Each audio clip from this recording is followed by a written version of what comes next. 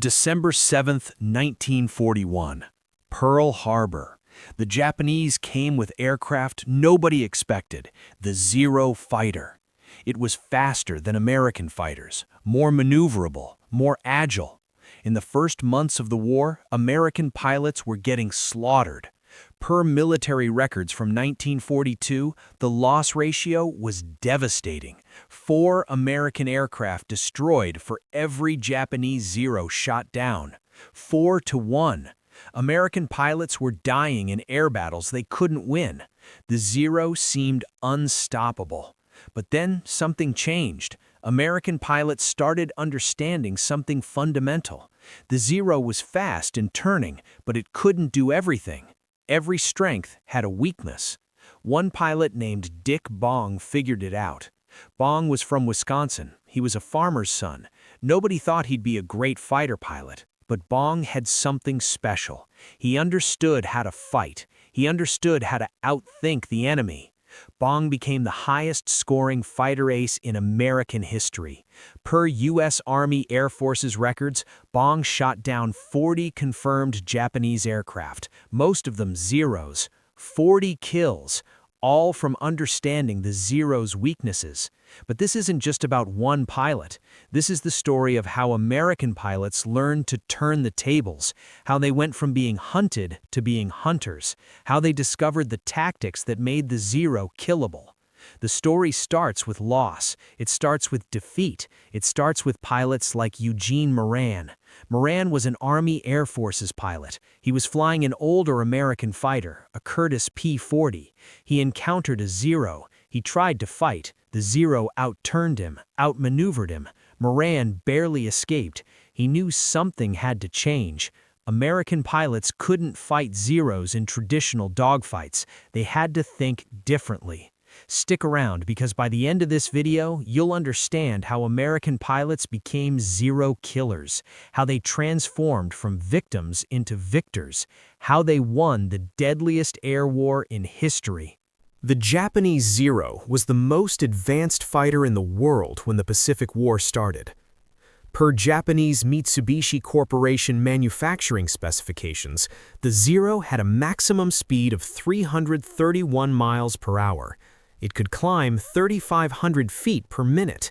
It could turn inside any American fighter. Turn inside. That was the key advantage. American fighters couldn't match that turning ability. The P-40 was sturdy but slow. The P-39 Airacobra had an unusual design, engine behind the pilot. Neither could outturn a Zero. The Zero achieved this through radical design choices. The aircraft had no armor around the pilot, no self-sealing fuel tanks. The structure was built for lightness and maneuverability, not survival. This meant the Zero was fragile. If a pilot was skilled and could get bullets into a Zero, the aircraft would go down. But American pilots couldn't get bullets into a Zero, not in the early days. The problem was tactical doctrine. American pilots trained in European-style dogfighting, tight turns, rolling maneuvers. Energy tactics hadn't been fully developed. When American pilots encountered Zeros, they instinctively tried to outturn them. It was natural. It was also deadly. Because you cannot outturn an aircraft that's designed to turn better than you. The Zero would get inside your turn. The Zero pilot would get a shot, your aircraft would take damage, and if you were unlucky, you didn't make it home. The Zero pilots were highly trained.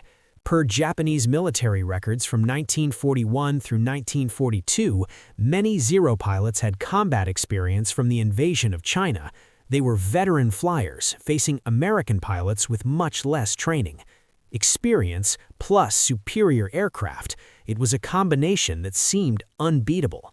From December 1941 through early 1942, the loss ratio was terrifying.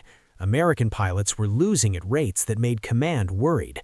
If the trend continued, American air forces would be destroyed. But pilots were starting to observe something.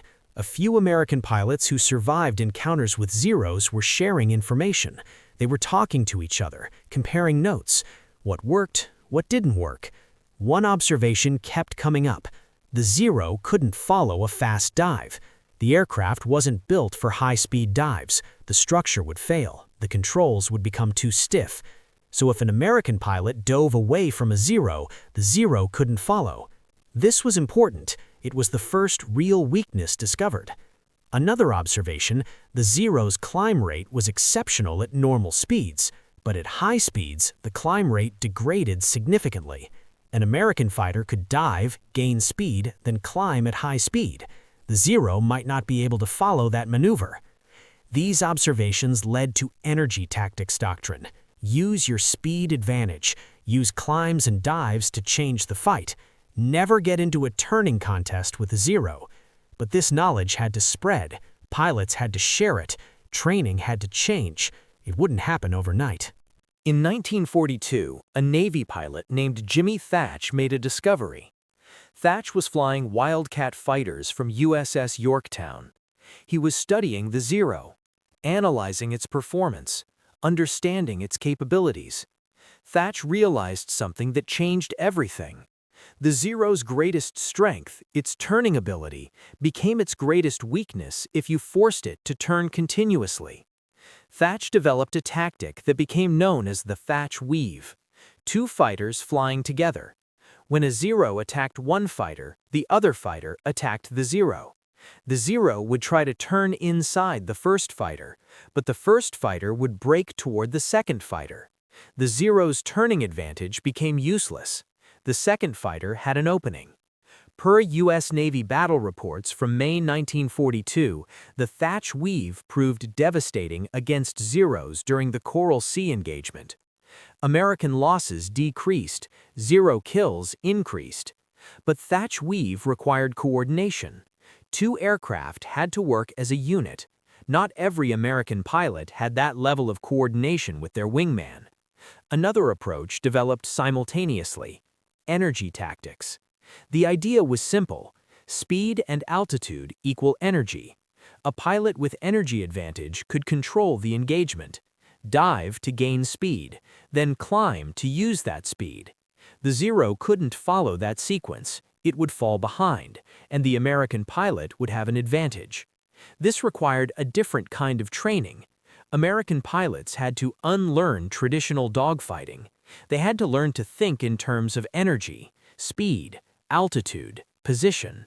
The Army Air Forces started distributing new tactical doctrine.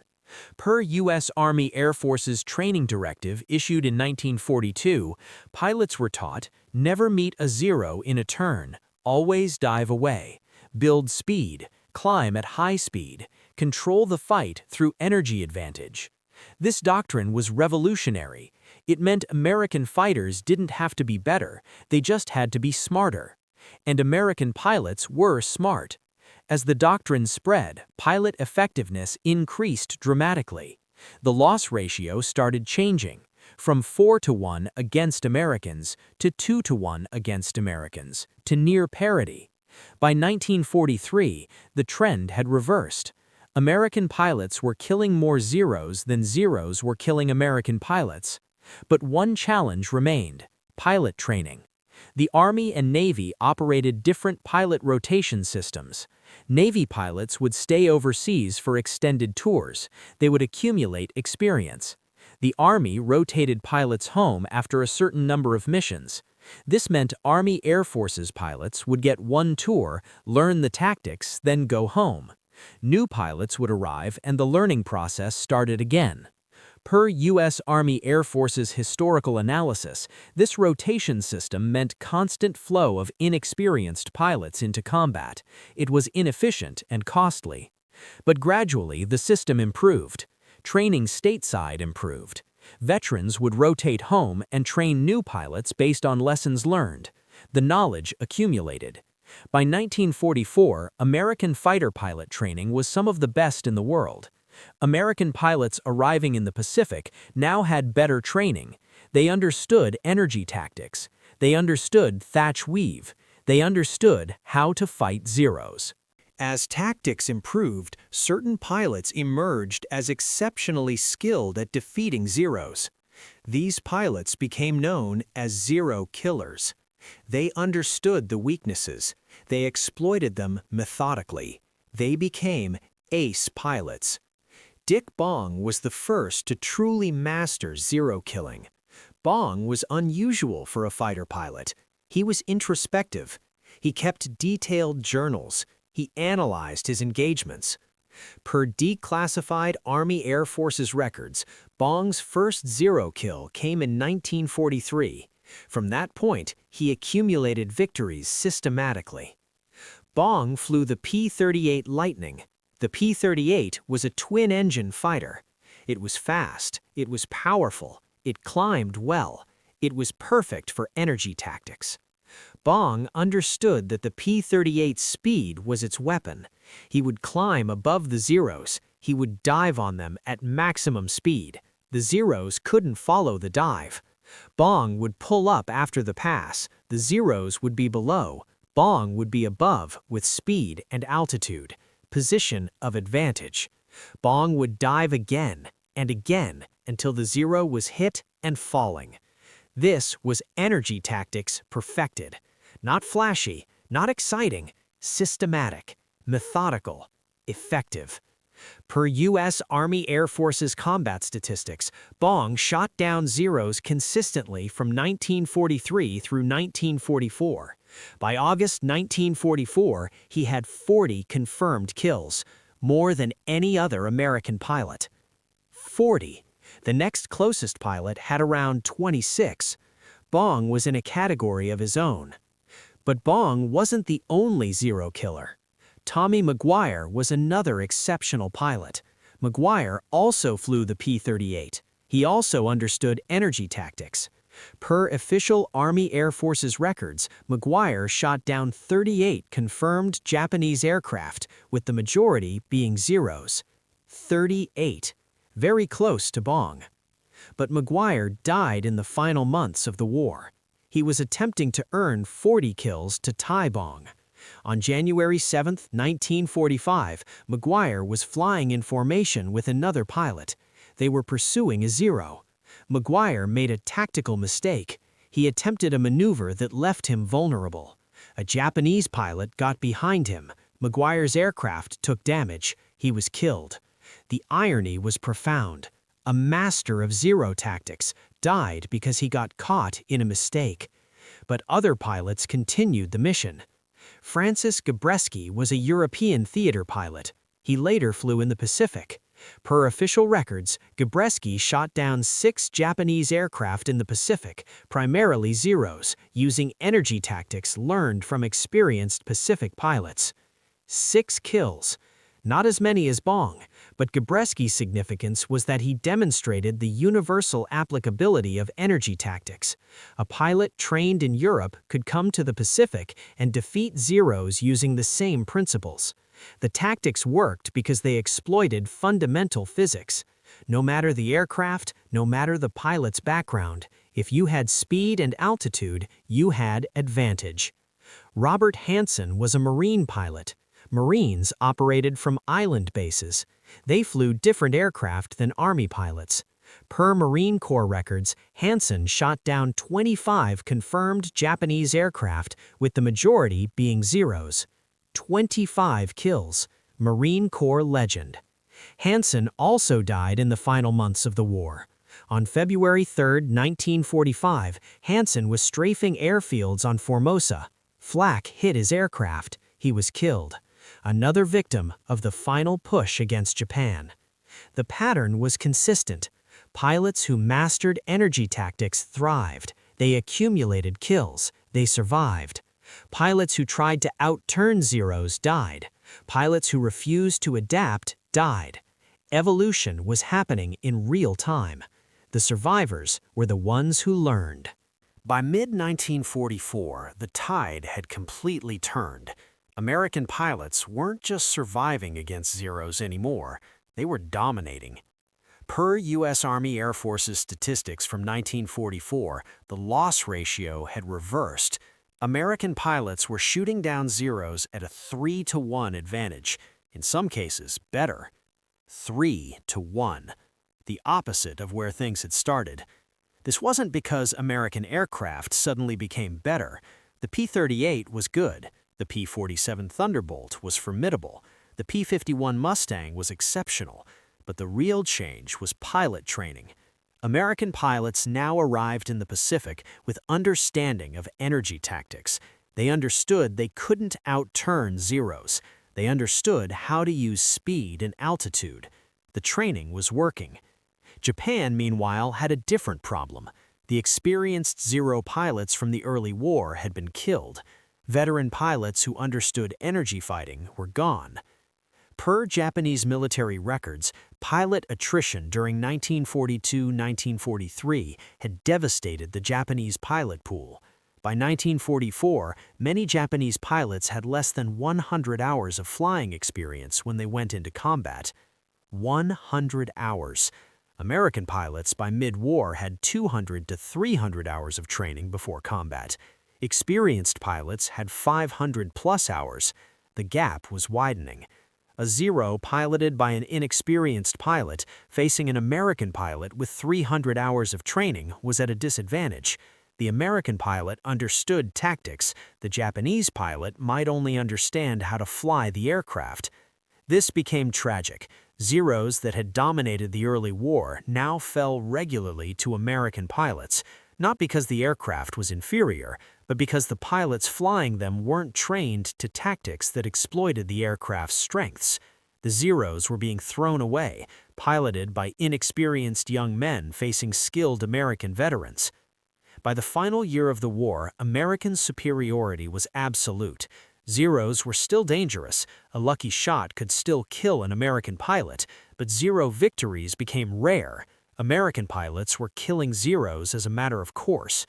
Per U.S. Army Air Force's combat summary from 1945, American fighter pilots accounted for the destruction of over 2,000 Japanese aircraft in the Pacific theater. Approximately 1,000 of those were Zeros. 1,000 Zeros, the same aircraft that had dominated in 1941 and 1942, now being destroyed regularly. The transformation was complete.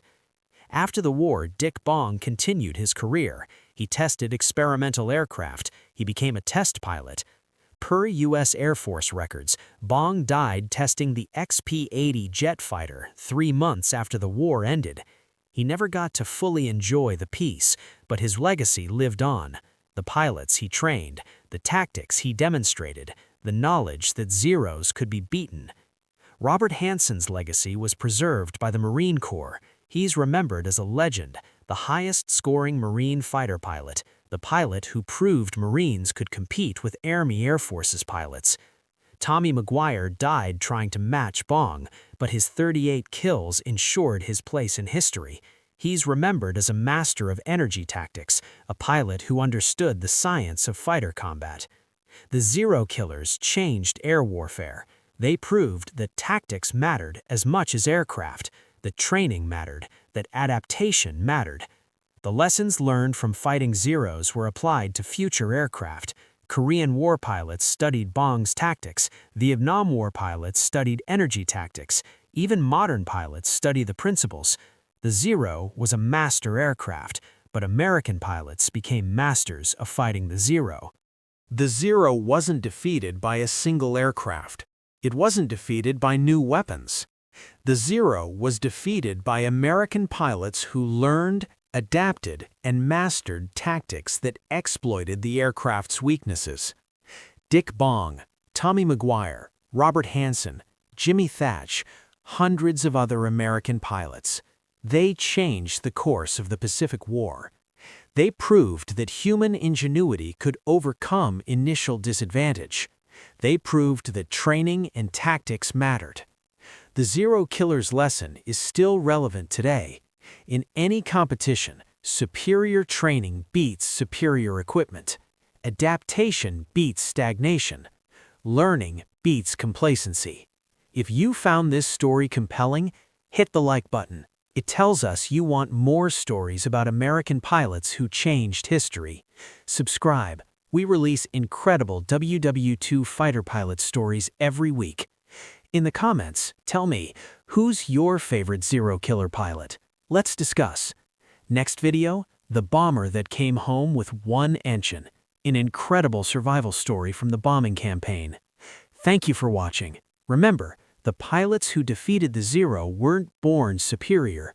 They learned, they adapted, they refused to accept defeat. That's why they changed the war. See you next time.